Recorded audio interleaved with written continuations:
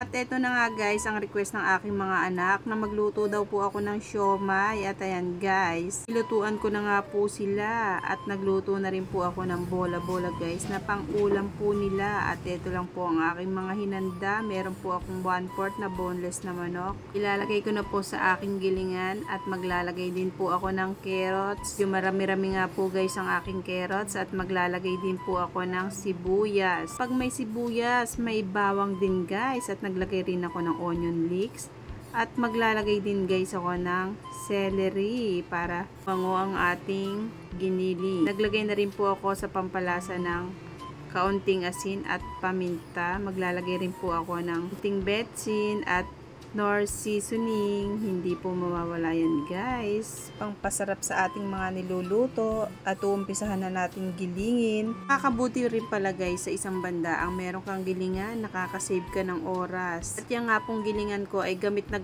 guys. Ilalagay ko na nga rin po pala guys yung tira ko nung nagawa po ako ng cordon bleu para po mas sumarap po ang ating siomay dahil may cheese po yan guys. Sinama ko na rin po sa paggiling at kapag ganyan na po ang itsura guys, okay na po yan.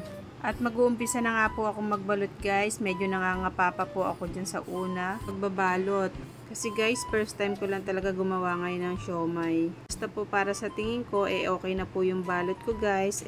Okay na okay po yan. Basta mabalot lang po natin ng maganda. Pero siguro guys, kung matagal na kayong gumagawa ng siomay, magagamay nyo na rin po yung pagbabalot niyan. Yan na po yung aking mga nagawa. Hindi ko na nga rin po pala binalot lahat guys. At nagtira po ako ng panggawa ko sa aking bola-bola. Daw po ng mga anak ko at piprito ka lang po. At ayan guys, isasalang ko na po yan. Nagpakulo na po ako ng mainit na tubig. 20 to 25 minutes guys. Okay na po yung ating pag-i-steam. At yan naman ating bola-bola guys.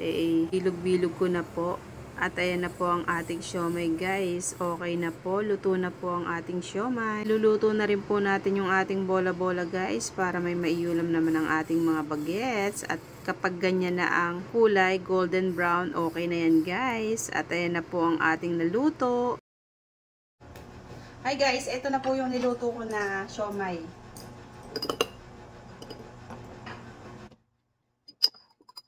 Ito guys yung chili garlic na ginamit ko, yung kay Lorcan. Ayan, nilagyan ko na siya kanina guys. Super ako pala na to guys. Ginagamit ko dito kasi pang sausawan talaga. Ito pala yung kalamansi natin.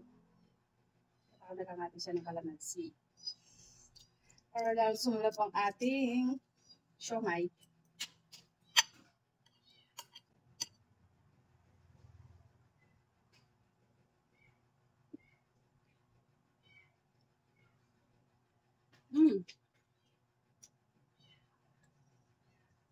Labis talaga guys ang siomay.